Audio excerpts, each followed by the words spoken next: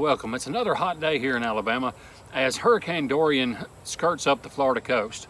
With all the people evacuating from the hurricane, I want to do a quick video on how to change a valve stem on a tire without using explosives. Back in the day, I had a big four-wheel drive. It was a 76 F-150, and I can't tell you how many times when we had those big trucks that we would either A, go on a rescue mission to save somebody who's popped a bead on a tire, or somebody in our group would pop a bead on a tire. And they would always use ether to pop the bead back on the tire. And I wish I had known back then the method of using a ratchet strap to help seat the bead back on the tire. The tools that I'm going to use to change the valve stem out on this tire and attempt to reseat the tire are my high lift jack. And I don't normally recommend tools, this, that, and the other.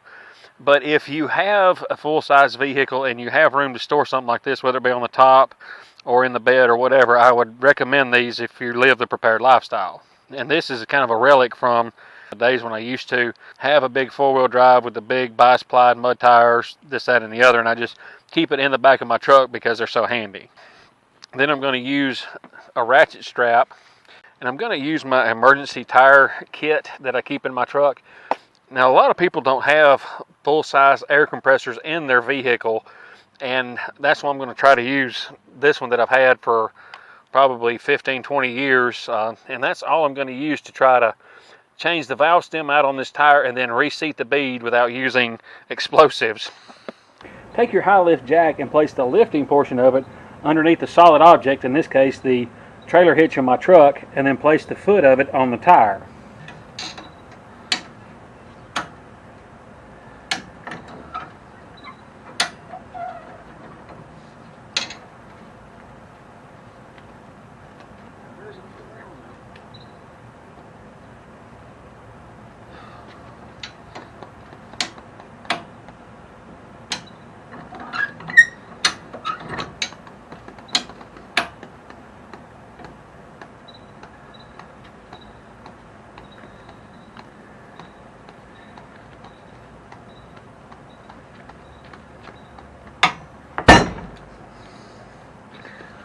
Voila.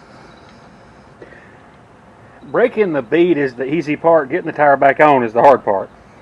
So while I have it in that position, I'm going to take and put my valve stem in.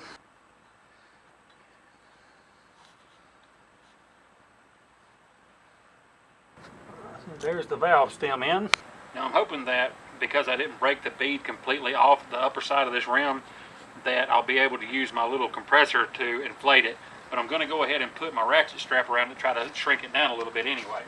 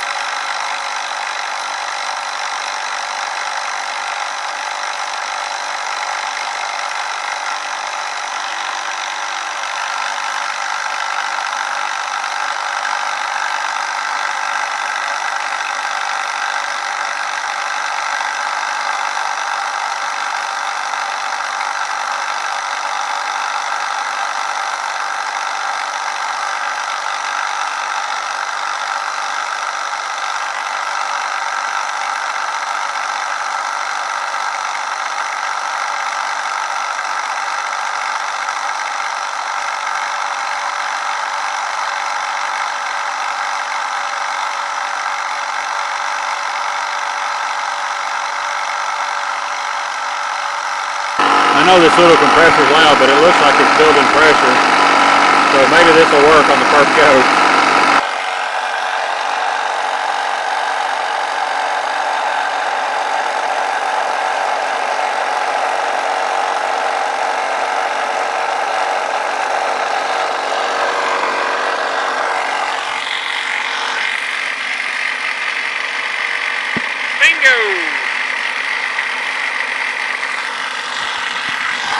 Like I said, it worked on the first go around. I was surprised about that. Plus, I can't believe that worked on the first try. It's especially with that little bitty compressor that I have instead of having a full-size compressor. While I'm waiting on that to air up, I'll show you the contents of my emergency tire repair kit. Of course, I got a tire pressure gauge, a plug T-handle, a plug installation handle, various nozzles, a Schrader valve removal tool. Now, I had a 2-pack of these valve stems, and when I went to do this, the first one tore apart. So I don't know if that's just cheap manufacturing or what. Then I've got some rubber cement and some plugs. In the bottom of this, there's also some patches. And with my compressor, like I said, that gives me the ability to plug, patch, or repair on the go without having to stop into a gas station, which in an off-grid or grid-down type situation, those type things will not be available. So there you have, breaking the tire down, installing a valve stem, and reseating the bead on the tire without blowing yourself up. So good luck to everybody who's in the path of Hurricane Dorian, especially in the Carolinas. And everybody say a prayer for the people in the Bahamas whose homes and lives were devastated by this record hurricane. Thank you for watching. We'll see y'all next time.